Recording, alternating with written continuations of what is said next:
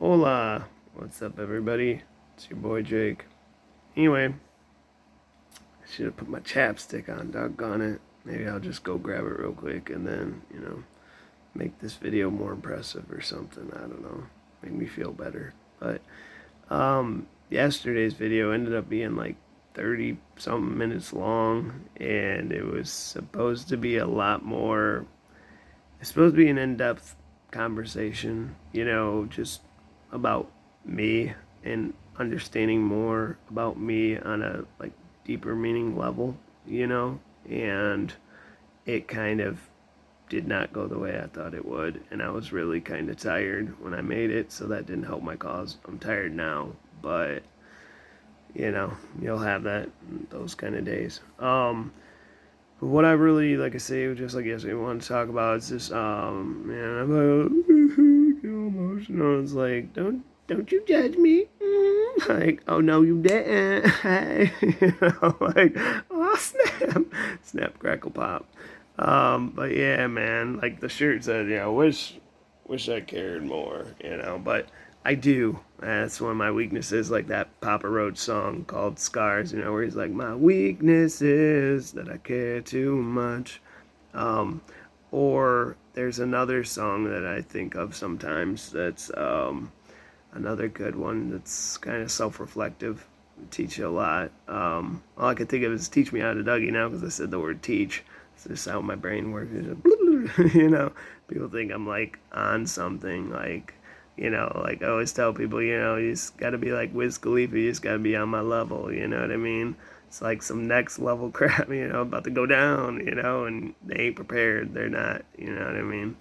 So, but the other song is that what's his name, like Adam Lambert song, where he's like, what do you want from me?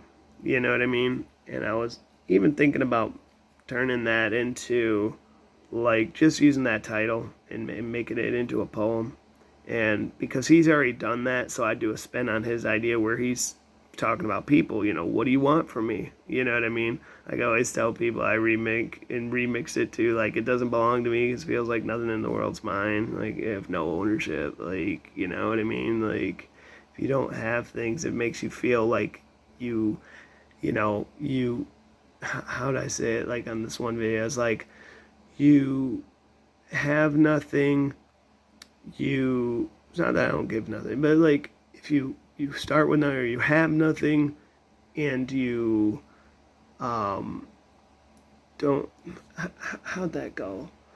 If you This is for like people that are like homeless or like low income and stuff like that or whatever. Like if you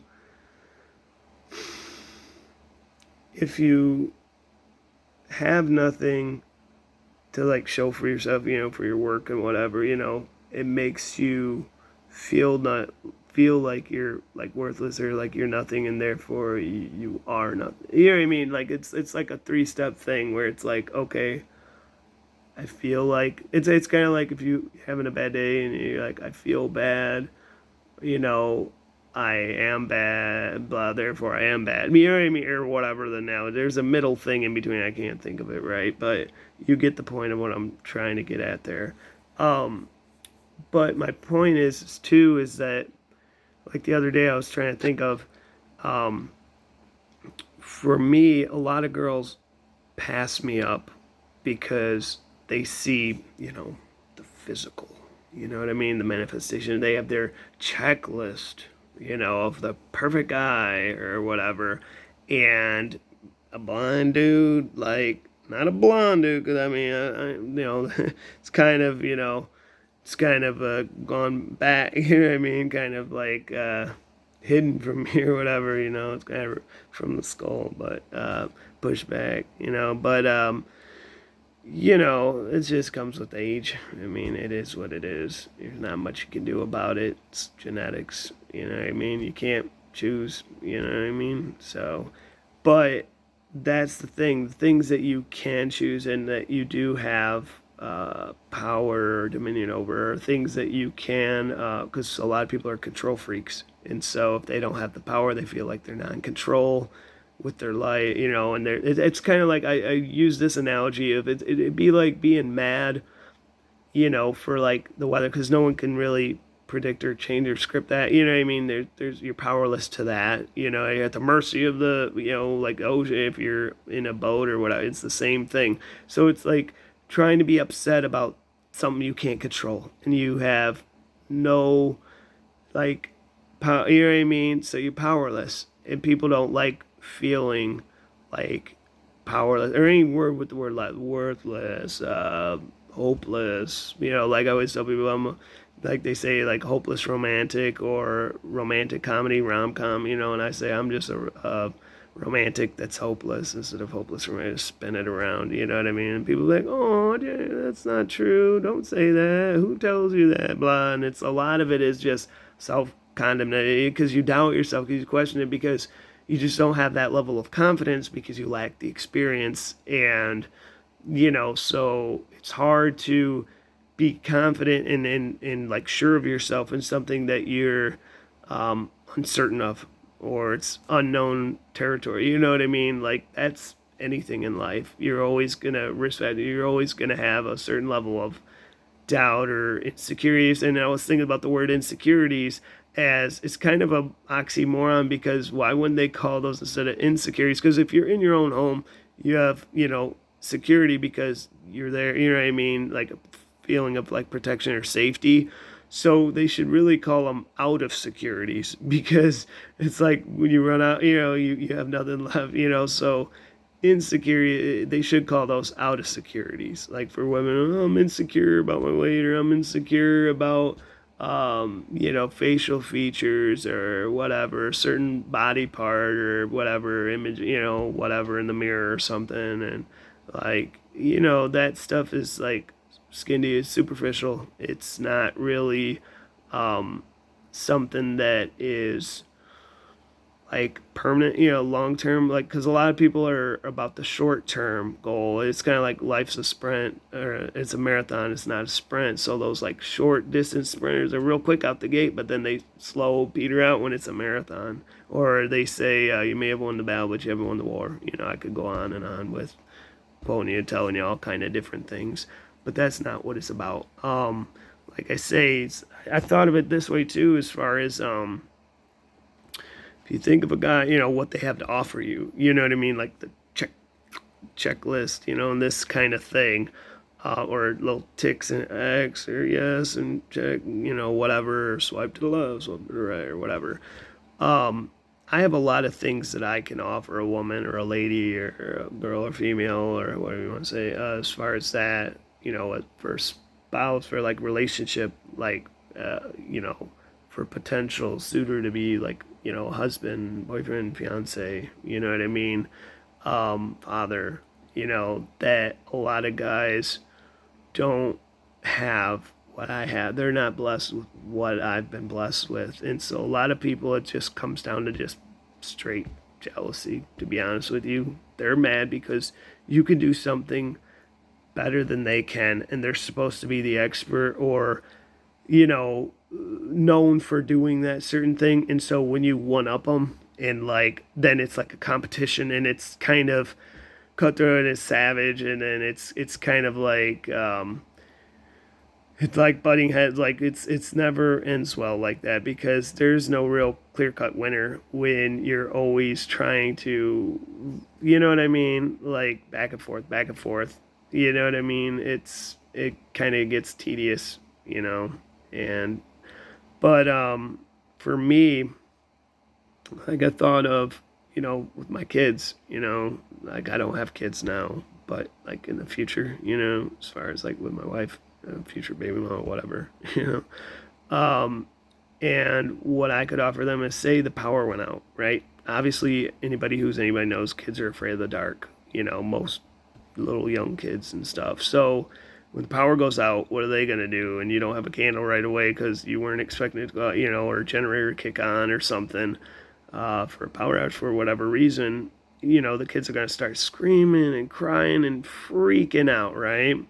So here's something that I could do that most guys can't do. It's you ask most guys, like I say, because I'm the minority, not the majority.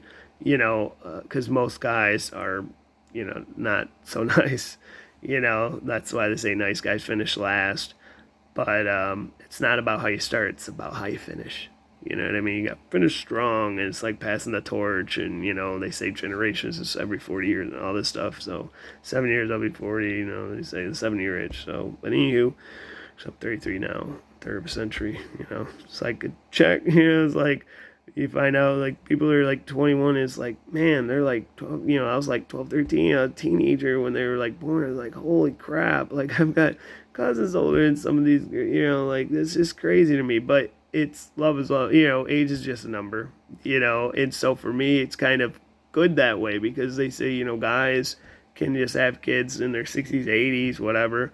Women, on the other hand, it's a little different animal. They're kind of limit on the time game. So obviously, I don't want to like rush the process and then try to speed date and like get down on one knee and propose and just, kind of hurry it along and make it, you know what I mean? Like, I want to take my time. I want to like give that relationship and cultivate it and make it the best opportunity, that it could have to have success, because I don't like failing. I don't like let people down. Nobody in their right mind goes into something thinking, oh yeah, I'm just going to mess this up like horribly bad and then, not really care, like a lot of guys, they just think about, oh, what can this girl like over here, you know what I mean? Like they don't care about their feelings if they get hurt for the woman, they just care about whatever she can do for him instead of what he can do for her. And it's just one-sided, and there's always two sides to every coin, and that's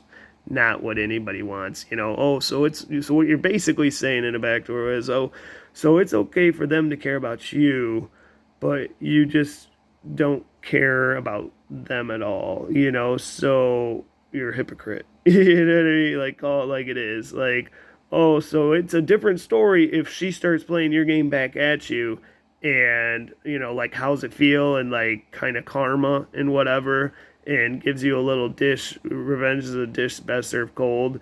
And then it's a different tune that you're singing. All of a sudden, now you're upset because they kind of, throw back in, like, your face, and, like, you got to kind of eat your own words and kind of learn the lesson, like, what not to do in life, or like you shouldn't even done that to begin with in the first place. Like, what's the matter? Like, what are you thinking? Like, because a lot of guys, they're just instant, they're just about the here and now. They're not thinking about the future. They're not thinking about tomorrow, whatever. They're just living for today instead of saving and planning for the future. You know what I mean? And it's like, I'm the kind of guy. I'm really like, I think, I overanalyze, overthink. I kind of always try to have a answer, a solution, and a okay, well, I'm gonna try that, and I'm always trying to keep the wheel spinning like a hamster on a cage, and always kind of like not get stagnant or stale, and kind of always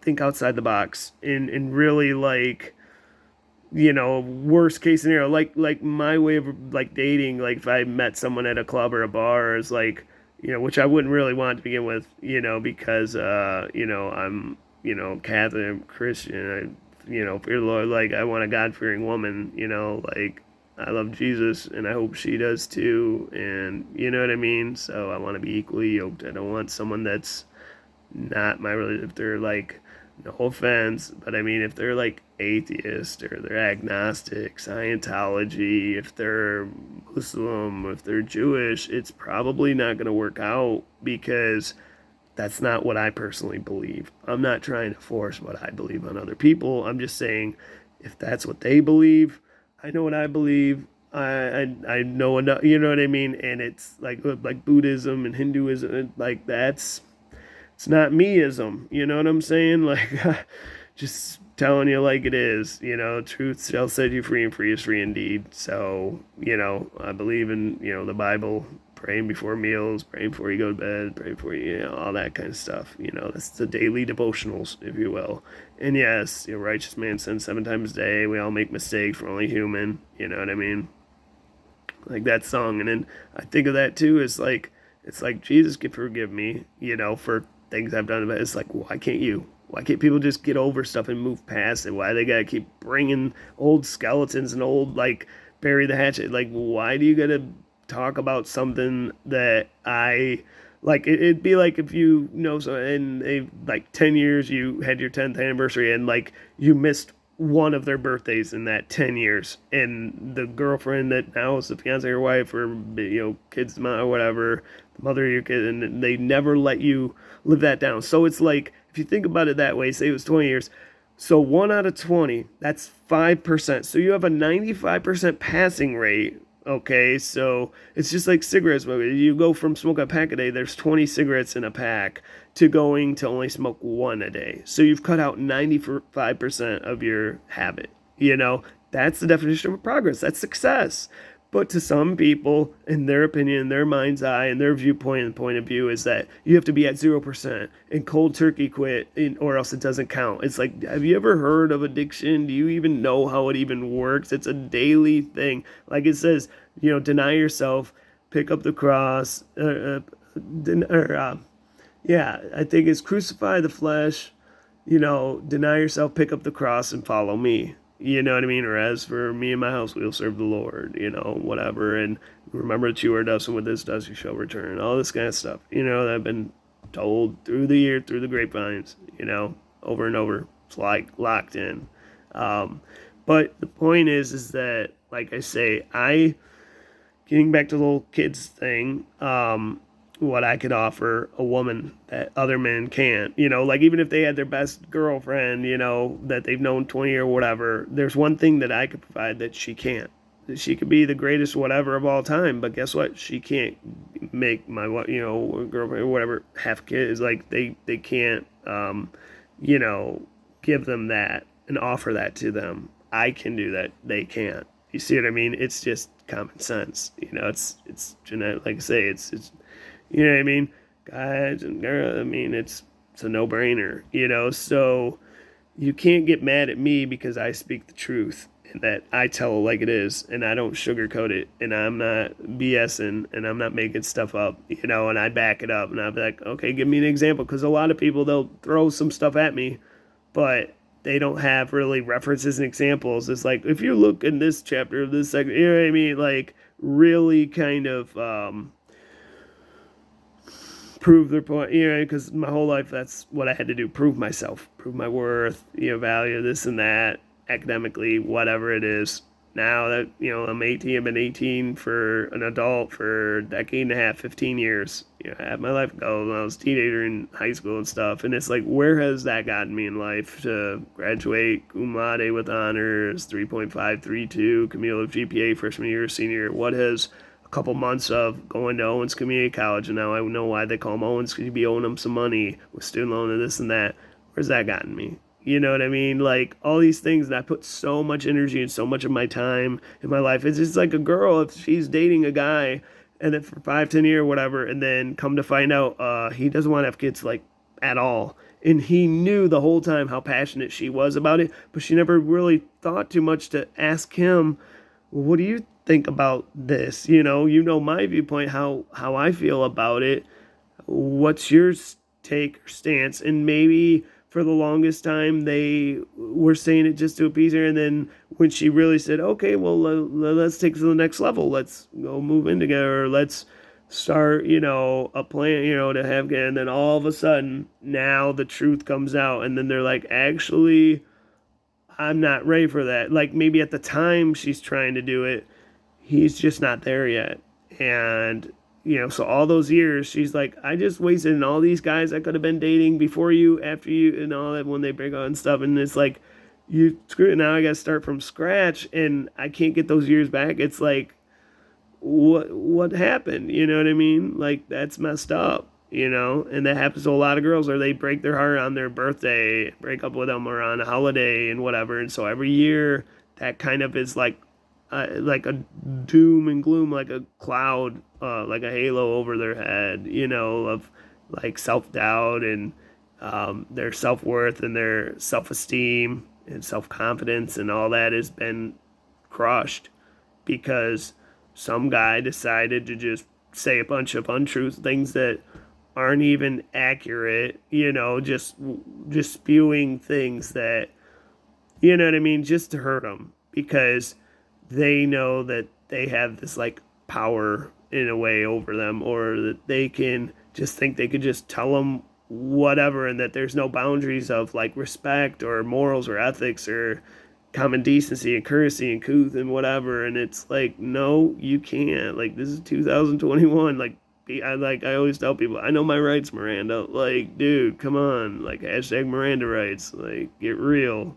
There's a difference between abuse, assault, like harassment, like, you know what I mean? Like, they call it sexual harassment and all this stuff. Like, it's different, stalker, whatever it is. But like I say, back to me with the kids thing, the whole deal is that since I've been, about 8 years, 25 years, you're talking 3/4 basically of my life, give or take inflation. Because like I say, I had cancer, blah, blah, and all that jazz. So for me, the way I kind of compartmentalized with my struggles, real, and all that was I didn't know what was happening around me. And so in my little 8-year-old mind, 6, 7, wherever, the only way I could get through the chemotherapy and the radiation treatments and living in a hospital majority of the year, or have there a big portion for months at a time, missing birthdays, missing holidays, Christmas, Thanksgiving, New Year, whatever it was, um, you know, I had to like mentally like check out, because it was just, I was overloaded. I was just too much, even for me. And I'm like the Energizer Bunny, just keep going. Just like me and history have one thing in common. We repeat ourselves, But, I was thinking about that as like, I talk a lot, and I always use the excuses. No, well, that's just because I have a lot to say. Or, like I was thinking of making a poem, I talk, a lot, but nobody listens or nobody hears me. You know what I mean? And so it's like, what good does it do? It's like being the world's, greatest English teacher, but you have no students. So all that knowledge, it means nothing. Like my knowledge, I have a lot of impractical knowledge. Knowledge can't be applied in the real world. I know a lot about a little and a little about a lot, but unless like for Disney movies, if I'm a voiceover like Ellen DeGeneres, all those, being able to recite Disney and all that stuff and all the characters and all their lines and stuff from beginning to end of the movie doesn't really mean a whole lot. Like it's just if I'm not getting paid for it or whatever, what was the point? What was and to some degree I figured out some of the point, of why I did it, because think about it, I was that age, like I said, between 5 to 10, early childhood, blah. So I missed out on all the social interactions with student peers and friends and whatever at school and whatever. And so people think that I'm, not all there upstairs. I'm not right. And it's not that. I mean, it's just more of a social awkwardness, like I'm just socially inept. I'm there, like, as far as mentally, you know what I mean? But I'm just not there on certain emotional intelligence levels, like I know how people feel and they know when they hurt me, blah, and, that kind of thing. You could tell, but some stuff I don't know that I'm being rude. It's not like I'm doing it purposefully, because why would I purposely try to like condescend or hurt someone's feelings or belittle them, or what I mean, bully them or whatever, what I mean? Like that's not in my character. That's not my person. Like that's not, I wouldn't do something like that and sabotage someone just to spite them. Sometimes I do things just to spite people because they're doubting, telling the naysayers, and it's like just to shut them up and just to kind of like, kind of be like, look, they're just not going to stop until, what I mean? It's just the drama. It's just stupid. That's why I say the word drama like the little pill you take for motion sickness in the boat or whatever. Yeah, because drama makes me mean, just like lack of sleep. If I tell people I'm tired, that means I'm tired, man. Like I don't mess around. Like if I say I'm hungry, I'm hungry. Like why would I say something that I'm not feeling? Like that's stupid. That makes no sense at all. And I hate things that don't make sense, and the other word is like dopamine, which is like the thing they give people for if they're like really in a lot of pain, like morphine sort of or whatever.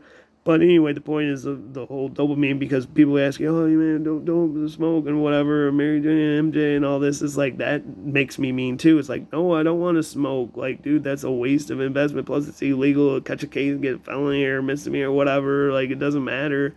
I'm not trying to be a part of that. And it smells like it makes you cough, even if it's the liquid stuff that they do now and they vape it, like e-cigs and stuff. It's like, I don't care. Like, it's not something I want to partake in, because I don't want my kids seeing me like that and mess out, or like on alcohol and drugs or smoking or whatever. And then it's like, to me, I think like cigarette smoking is just a selfish act, because it's basically legal versus like slow suicide. Like, basically, you're like killing yourself and like trying to act like it's no big deal, or that you're not and you are, and it's wrong because you're cheating people out of time, and time is of the essence. It's, you can't get it back. It's like the stone after you throw it. But like I say, I can do voices, right? So because like I say, I've taught myself over the years how to do this, watching all these movies and all this experience in hours of time, whatever. So, when you're that age, influences in your life are obviously, going to be like Sesame Street and like those kind of things, because that's what you'd watch at around that age. So, like for me, like I say, if the kids get scared and the power goes out, there's Daddy Jake, I call myself, because it's kind of like positive re-encouragement, positive enforcement, knock on wood. My buddy was, and I'm like, really, dude, something good. But, that I could do voices. So, like, Elmo voice is just like Gizmo. They're almost identical. And there's a conspiracy between that, too, is like where they copied it, and like the dude could have sued him, but he can't, because he was a small business and just starting, for Sesame Street, compared to trying to go after Universal Studios and the director for it, for the movie Gremlins, Steven Spielberg, versus Jim Henson. Like, it's not gonna happen. You know what I mean? It's like a mom and pop shop going after, somebody big like Google or something, or what, like, it's, yeah, good luck to you, buddy. You know what I mean? Like, but anyways, oh my son, I love you, I keep fine, and kids are like, oh, they like that because, it's sweet and it's endearing, and who doesn't like Elmo? Like, you could be like 50 or whatever years old, or even older, and everybody knows it, everybody loves it. Like, anyone that doesn't like it, like, must have been like abused or whatever, had a bad childhood or whatever, like, yeah, hater or something, whatever.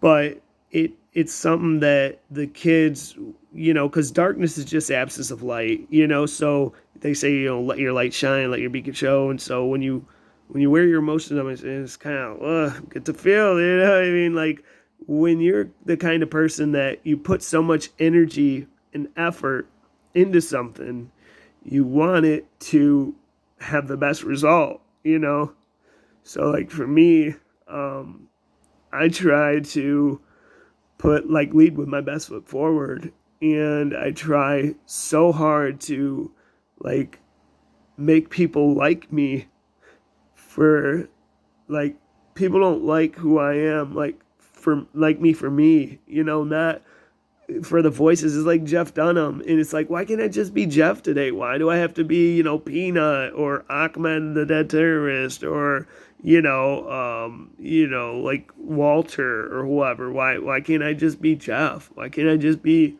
myself? Why do I have to go into, like I say, Cedric the Entertainer, and I always tell people, hey, I'm Cedric the other entertainer. Why do I have to go into entertainer mode and make it like it's a big old, like, happy-go-lucky and everybody else gets something out of it, but what do I get out of that? You know what I mean? They're the ones getting all the laughs and all the happiness, and I'm filling their tanks up, but they're, like, depleting mine. And it's weighs on me, and it's gnaw. It's like, think of like the screws like for Frankenstein, and people just crank like a wind up doll, and you're trying to unwind, and they ravel you back up like a spring or a coil or whatever, or like in a vice, and they're in a vice, and they're just squeezing the daylights out of you, and it's just like you can't breathe. You're just like suffocating. It's like drowning.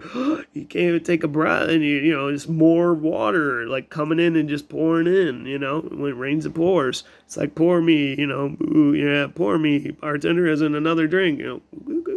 But seriously, but that's the kind of mindset and mentality it is that I put so much of myself that I get lost in translation because I get so developed and so like into, you know, making sure that they're happy and that they're full of joy and whatever, and their cup is, full, whatever, and then mine's like empty, and it's like, who's refilling back mine? Top me off. You know what I mean? Like, I'm always trying to do that for them, but it's like, when is it coming back my way? When is it going to be reciprocated? Help them out, give them here and there, try to be a good person because, people, they like hound me, and it's like habitual. It's like all the time. They're just, oh, Jake, over and over and over again. And it's like, I don't like doing that, like talking, like I don't want to repeat myself. I wish I had a tape recorder like this and people could hear the conversation. So when I'm talking to whoever it is, and then they, instead of having it where I got to repeat the whole hour thing of a great thing that I had to a whole nother person all over and try to remember all that, which it's kind of, I go off the fly off the top of my head. So like most of that stuff I don't even remember. It's like making jokes that I think of, like, where like some of that stuff, and then if I don't write it down right then and there, like I just out of sight, out of mind, I just forget it. It's like that's how my mind is. It's like erase. You know what I mean? Like it doesn't stick. It doesn't hold the information like a sponge, like water. Like it remembers all the. It's kind of like you have 99 pat on the backs and one oh crap moment in out of 100 attempts, and like that's all you remember is the fail was the one that constantly. It's kind of like the saying of 99% angel, 1% devil for the t-shirts for girls. It's like for me, with trying to be celebrated, and like they say for chastity belt, I don't wear it, but you know what I'm saying. I'm like, it's like 99% virgin, like 1% devil. Like I'm as close to like virgin without me as you will get. Like for when, like you can't get much closer to that. Like I don't have experience like being on a first date and stuff. It doesn't mean I wouldn't know what to do on one and how to act or what, you know what I mean. And that's the thing, is a lot of people think I'm acting when I'm being serious, and they think I'm being facetious and sarcastic because I guess my voice or my like facial expressions are similar for both, and so they get it twisted and they get confused. And it's like, I'm pretty sure I don't give too bad of mixed messages. I'm pretty sure you could tell if I'm like angry or if I'm like